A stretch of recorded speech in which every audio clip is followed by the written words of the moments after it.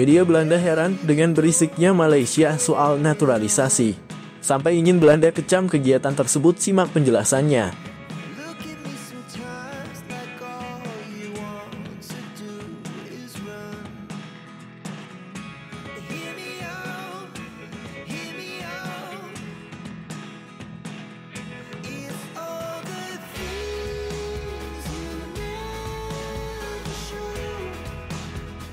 Media Arab marah besar atas kekalahan lawan Indonesia, anggap semua gol Indonesia tidak sah.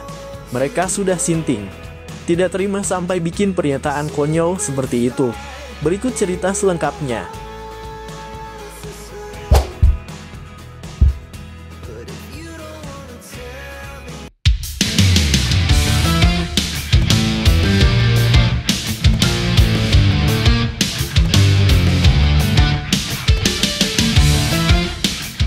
Media besar Belanda membahas naturalisasi timnas Indonesia.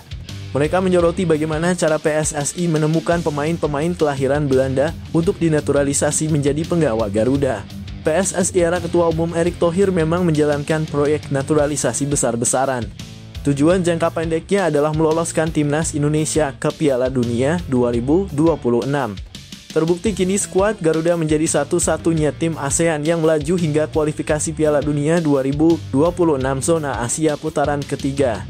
Hal ini mencuri perhatian media Belanda, tepatnya Radio NPO 5. Mereka mewawancarai langsung wartawan Belanda yang punya garis keturunan Indonesia, Neal Petersen. Mereka penasaran bagaimana PSSI bisa menemukan pemain-pemain berbakat yang punya darah merah putih. Wawancara tersebut diunggah dan diterjemahkan di YouTube Yusa Nugraha, yaitu mereka harus mencari. Sekarang juga ada agensi dari Belanda yang fokus bertugas untuk hal tersebut, kata Neal Petersen dikutip Rabu (27 November 2024). Neal Petersen juga memulas kecerdikan para penggawa timnas Indonesia yang saling bujuk.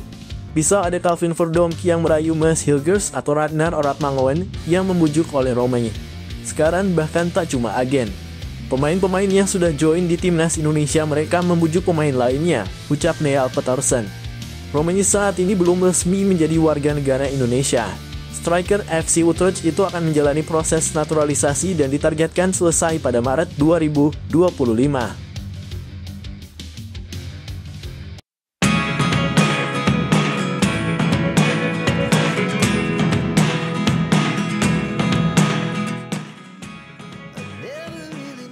Arab Saudi dibuat beranak oleh Indonesia di Stadion Utama Gelora Bung Karno, Jakarta, Selasa (19 November 2024). Dalam laga ke-6 grup C putaran ketiga kualifikasi Piala Dunia 2026 zona Asia, skuad Garuda menghantam Arab Saudi 2-0 lewat penampilan yang superior.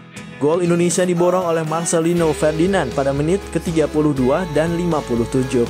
Sejak awal pertandingan, J-Izzas DKK memiliki banyak peluang untuk mencetak gol. Seiring perjalanan waktu, Arab Saudi pelan-pelan bisa lebih mengontrol pertandingan dengan penguasaan bola mereka mencapai 77%. Akan tetapi tim asuhan Havertz praktis tidak menghasilkan ancaman ke gawang Indonesia yang dikawal Maarten Paes. Dari 23 percobaan tembakan, hanya 3 yang tepat ke sasaran, itu pun tidak berbahaya sama sekali bagi Paes. Analis pertandingan Arya Diah sepertinya keki berat melihat kekalahan tim nasional negara asal medianya. Sosok bernama Muhammad Kamal Reza itu langsung memberikan argumen untuk kekalahan Arab Saudi. Menurut Reza, tim yang juga punya julukan Al-Akhdar alias si hijau itu banyak dirugikan wasit. Gol pertama timnas Indonesia disebut Reza tidak sah. Di mata sang analis, Indonesia memanfaatkan situasi serangan balik setelah bek kanan Saud Abdul Hamid dilanggar di kotak penalti. Analis asal Mesir ini heran kenapa VAR tidak melakukan intervensi pada saat itu. Gol pertama Indonesia invalid karena didahului pelanggaran yang seharusnya berbuah penalti untuk Arab Saudi. Begitu isi ulasan Reza di Arya Diah. Bek Indonesia menarik Saud Abdul Hamid di dalam kotak penalti. VAR seharusnya melakukan intervensi untuk insiden itu. Di akhir pertandingan, timnas Indonesia kehilangan Justin Hubner yang menerima kartu merah pada menit ke-89. Menurut Reza, Hubner seharusnya sudah diusir keluar lapangan lebih cepat. Wasit gagal dalam keputusannya dengan hanya memberikan kartu kuning kepada Hubner, walaupun sudah mengambil referensi dari VAR. Dia seharusnya memberikan kartu merah kepada Hubler di menit ke-24 karena mengenai kepala pemain Saudi, Mohamed Al-Qahtani, dengan telapak sepatunya. Analisis Reza sedikit mendapatkan dukungan dari pelatih Arab Saudi, Hervé Renard. Sang juru taktik mengakui bahwa timnas Indonesia memang tampil bagus sehingga layak menang. Akan tetapi Renard juga menyebut ada kesalahan wasit yang merugikan timnya. Selamat untuk timnas Indonesia, mereka layak menang malam ini, kata Renard dalam jumpa pers usai pertandingan. Mereka memulai pertandingan dengan intensitas yang bagus. Jadi, kami dihukum malam ini. Kami menerima 2 serangan balik yang berbuah gol bagi Indonesia. Tetapi sebuah tendangan penalti seharusnya kami dapatkan.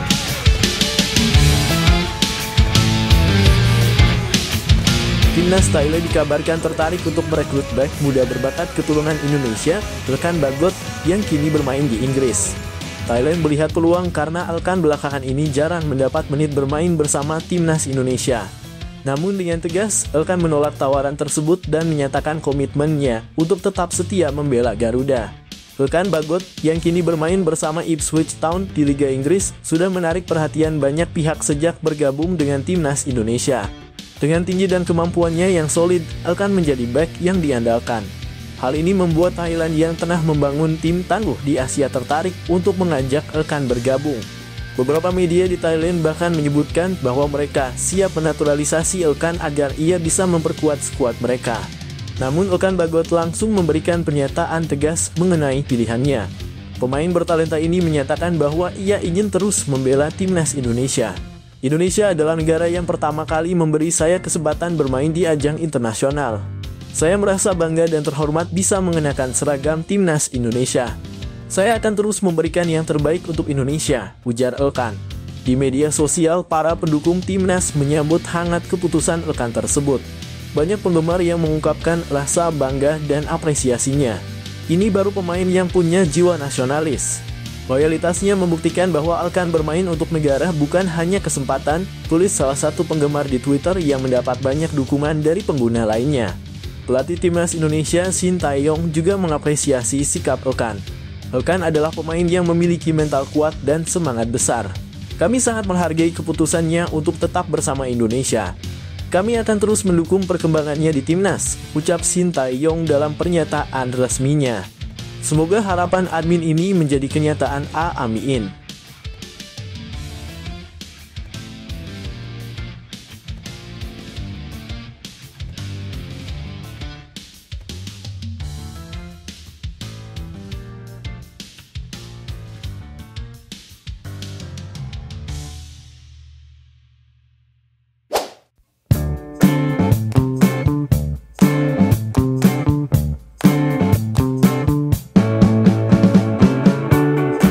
Langkah PSSI untuk timnas Indonesia asuhan Shin Tae-yong membuat heran media Vietnam.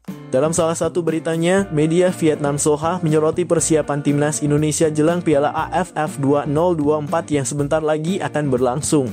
Selain membahas soal timnas Indonesia, media Vietnam tersebut juga menyoroti kondisi yang sedang terjadi pada tim kuat di Piala AFF 2024. Ternyata, secara kebetulan tim-tim kuat di Asia Tenggara tengah mengalami masalah yang cukup berat.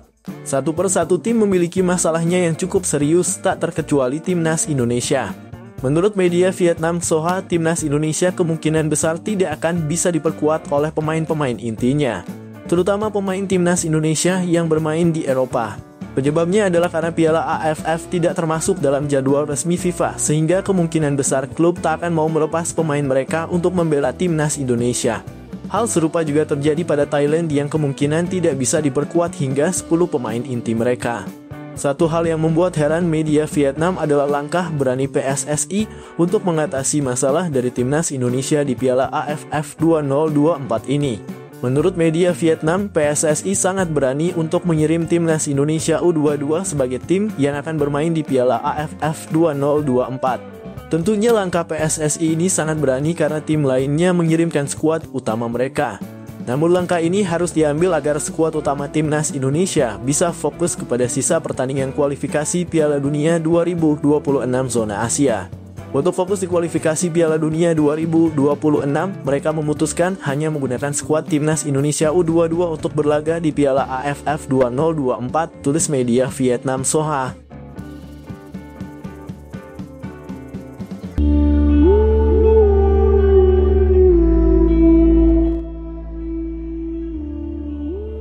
Berita menggembirakan datang untuk pecinta timnas Indonesia.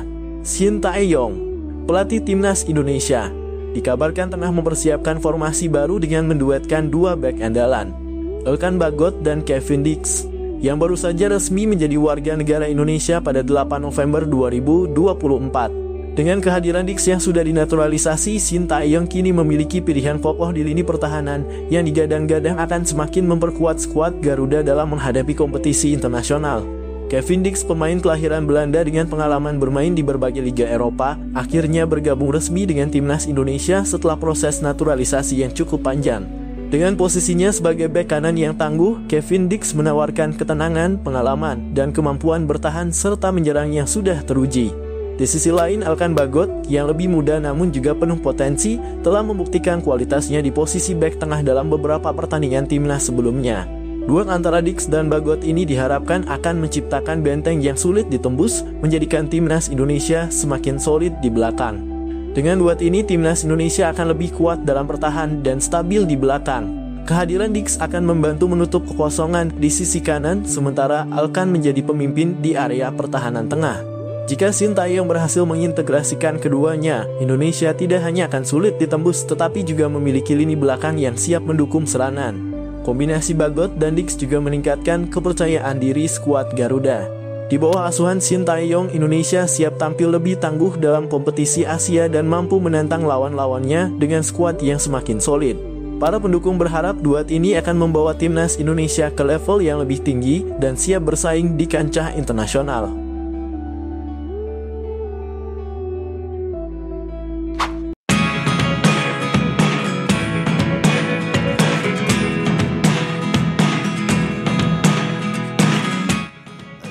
Timnas Thailand dikabarkan tertarik untuk merekrut bek muda berbakat keturunan Indonesia, Elkan Bagot, yang kini bermain di Inggris.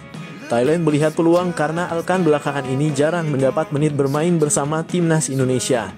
Namun dengan tegas, Elkan menolak tawaran tersebut dan menyatakan komitmennya untuk tetap setia membela Garuda. Elkan Bagot, yang kini bermain bersama Ipswich Town di Liga Inggris, sudah menarik perhatian banyak pihak sejak bergabung dengan timnas Indonesia. Dengan tinggi dan kemampuannya yang solid, Elkan menjadi bek yang diandalkan. Hal ini membuat Thailand yang tengah membangun tim tangguh di Asia tertarik untuk mengajak Elkan bergabung. Beberapa media di Thailand bahkan menyebutkan bahwa mereka siap menaturalisasi Elkan agar ia bisa memperkuat skuad mereka. Namun Elkan Bagot langsung memberikan pernyataan tegas mengenai pilihannya. Pemain bertalenta ini menyatakan bahwa ia ingin terus membela timnas Indonesia. Indonesia adalah negara yang pertama kali memberi saya kesempatan bermain di ajang internasional. Saya merasa bangga dan terhormat bisa mengenakan seragam timnas Indonesia. Saya akan terus memberikan yang terbaik untuk Indonesia, ujar Elkan. Di media sosial, para pendukung timnas menyambut hangat keputusan Elkan tersebut. Banyak penggemar yang mengungkapkan rasa bangga dan apresiasinya. Ini baru pemain yang punya jiwa nasionalis. Loyalitasnya membuktikan bahwa Elkan bermain untuk negara bukan hanya kesempatan, tulis salah satu penggemar di Twitter yang mendapat banyak dukungan dari pengguna lainnya. Pelatih timnas Indonesia Shin Tae-yong juga mengapresiasi sikap Elkan. Elkan adalah pemain yang memiliki mental kuat dan semangat besar. Kami sangat menghargai keputusannya untuk tetap bersama Indonesia. Kami akan terus mendukung perkembangannya di timnas, ucap Shin Tae-yong dalam pernyataan resminya. Semoga harapan admin ini menjadi kenyataan. Amin.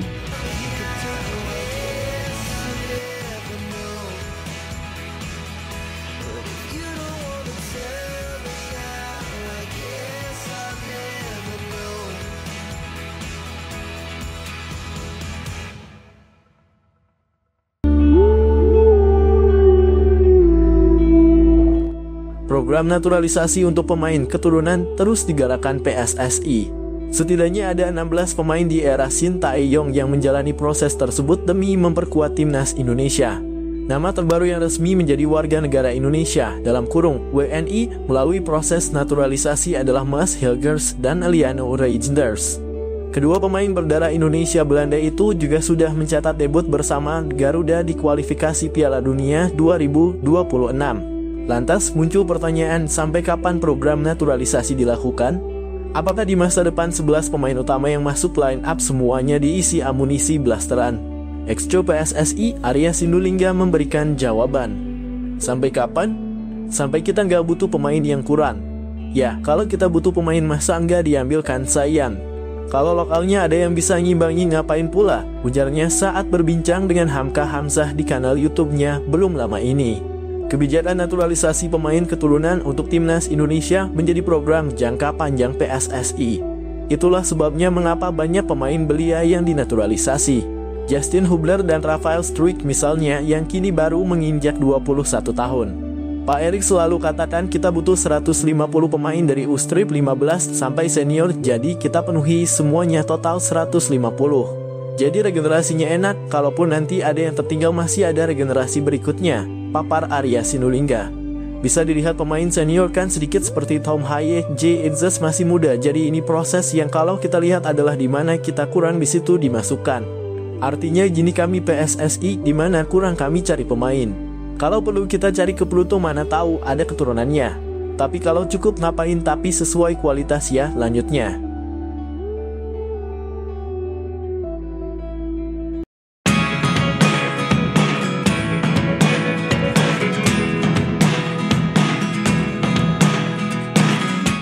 Kabar buruk kembali menghampiri persiapan timnas Indonesia jelang pertandingan krusial melawan Jepang. Salah satu bek andalan yang selama ini diharapkan memperkuat lini pertahanan, Mads Hilgers, dipastikan absen akibat cedera. Hilgers yang tampil impresif di Liga Belanda bersama FC Twente mengalami cedera yang membuatnya tidak bisa bergabung dengan skuad merah putih dalam waktu dekat. Kondisi ini jelas menjadi pukulan berat bagi pelatih Shin Tae-yong yang sedang mempersiapkan formasi terbaik untuk laga penting tersebut. Sementara itu, harapan untuk menggantikan Hilgers dengan bek keturunan lainnya, Kevin Dix, juga terhambat. Proses naturalisasi Dix hingga kini masih belum selesai, membuatnya belum bisa resmi membela timnas Indonesia. Situasi ini semakin mempersempit pilihan Shin Tae-yong dalam menyusul lini pertahanan, terutama mengingat kualitas lawan yang akan dihadapi, yaitu Jepang yang dikenal memiliki serangan cepat dan pemain berkualitas di lini depan. Sebagai langkah cepat, pelatih Shin Tae-yong akhirnya memutuskan untuk memanggil kembali Ilkan Bagot, bek muda berbakat yang selama ini tampil solid di Liga Inggris. Bagot yang sudah beberapa kali membela timnas Indonesia diharapkan bisa mengisi kekosongan yang ditinggalkan Hilgers dan memberikan stabilitas di lini pertahanan. Kehadiran Bagot dinilai sebagai opsi terbaik dan tercepat mengingat waktu yang sangat terbatas sebelum pertandingan melawan Jepang. Keputusan untuk memanggil Bagot juga mendapat sambutan hangat dari para penggemar timnas. Di media sosial banyak yang mendukung langkah ini dan berharap Bagot bisa menjadi benteng kokoh di laga melawan Jepang. Ilkan punya pengalaman dan mental yang kuat. Dia pasti bisa membantu pertahanan kita, tulis salah satu penggemar di Twitter, yang diikuti oleh ratusan komentar dukungan lainnya. Shin Tae-yong menyatakan bahwa kehadiran Bagot akan menjadi tambahan penting bagi timnas, mengingat pengalaman dan kemampuan bertahannya yang sudah terbukti. Kami membutuhkan pemain yang siap tempur dan Ilkan punya kualitas itu. Ini situasi yang tidak ideal, tapi kami akan tetap berjuang dengan sekuat tenaga, ujar Shin dalam konferensi pers terbaru.